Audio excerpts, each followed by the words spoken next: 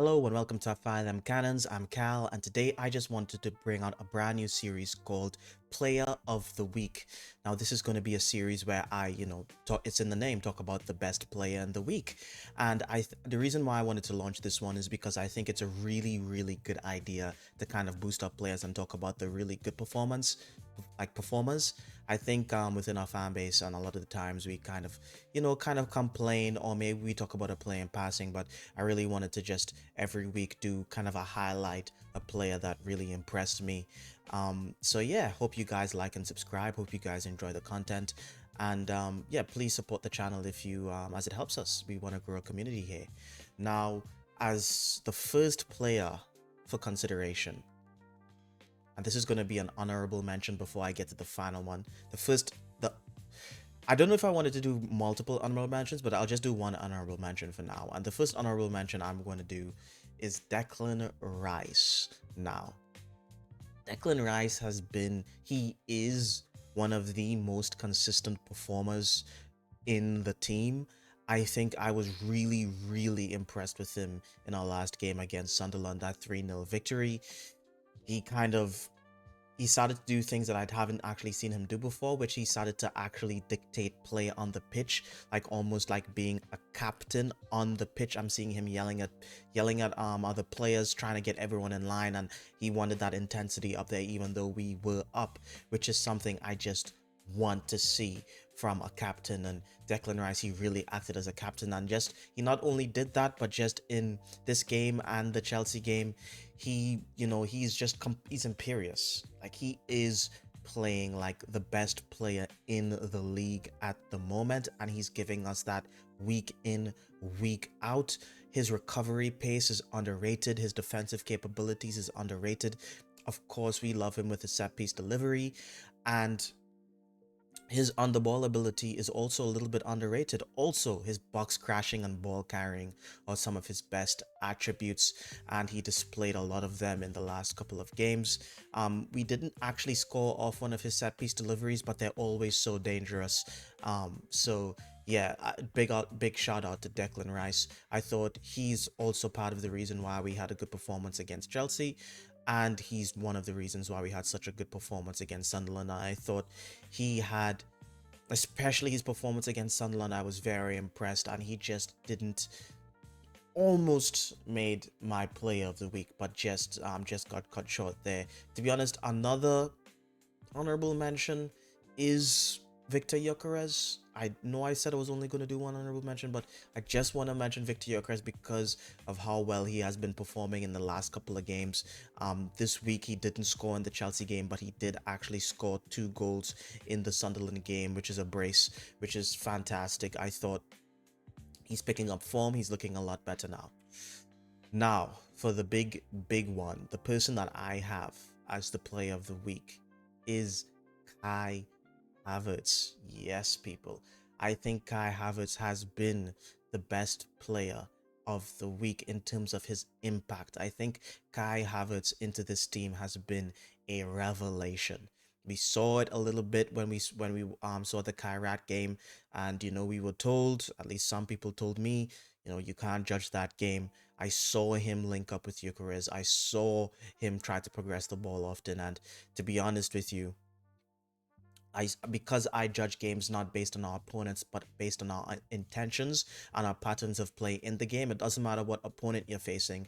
We're not going to change our patterns of play just because a team is considered a little weaker. We're a very adaptable team. If team tries to press us, we play a certain way. If they play a low block, we play a certain way. And what I saw from Kavitz in that Kairat game was him trying to find Gyökeres. Now, this player of the week isn't based on his Kairat performance because it's based on the week. Just watching that Chelsea game, watching him actually put that dagger to the hearts of Chelsea just to kill them off at the back end of that game when it was getting nervous, just to rub it in. First of all, I don't like Chelsea. I hate that football club. The fact that, an ex-Chelsea player could go in there and absolutely crush them, break their hearts, you're obviously going to get brownie points from me. I don't know about you guys, but that just, ooh, ooh, that's just what I want. That's what I need. Inject that into my veins. Now, his performance against Sunderland as well. He came on as a substitute. We started with Jesus. Came out as a substitute. The first thing he does is try to find Gyökeres to help us score that second goal to end our nerves. You know, Trossard passes the ball to him, and then he passes the ball to Gyökeres. He consistently tries to find Victor Gyökeres, and I just love that. Did I say before that he came on against Sunderland? No, he started against Sunderland. And Gyökeres was the one that came on, but he and Jesus were kind of playing together to start the game. I don't think that was working very well. But when he came on with Gyökeres, I think him linking up with Gyökeres is pretty much one of the reasons why I'm putting him in here. And his attacking intent, his off-ball capability. When Kai Havertz doesn't have to be the main striker, when he doesn't have to be the one that has to bang in all the goals, he's a perfect player.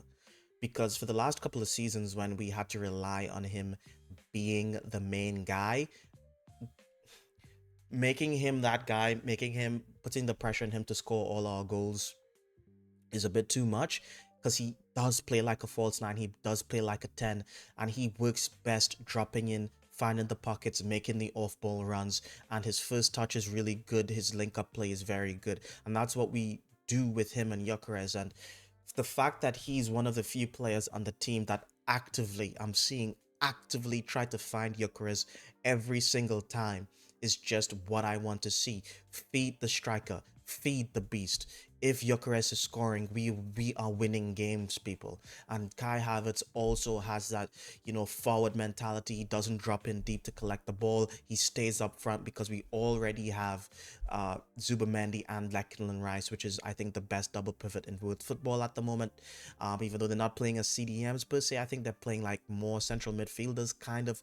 So, but still, as a pivot, both of them, we don't need someone dropping back to collect the ball. He stays up there and he is just excellent. He also works very, very hard off the ball, which is something that we need. He has that intensity. So I think Kai Havertz is the player of the week this week. I love what I'm seeing, and I need to bring attention to it, because if Kai Havertz is playing like this and he's trying to get Gyökeres involved and we have that attacking intent, we are going to win the league hands down. It is key. It is so key, and I just love to see it. I love what I'm seeing from Kai Havertz.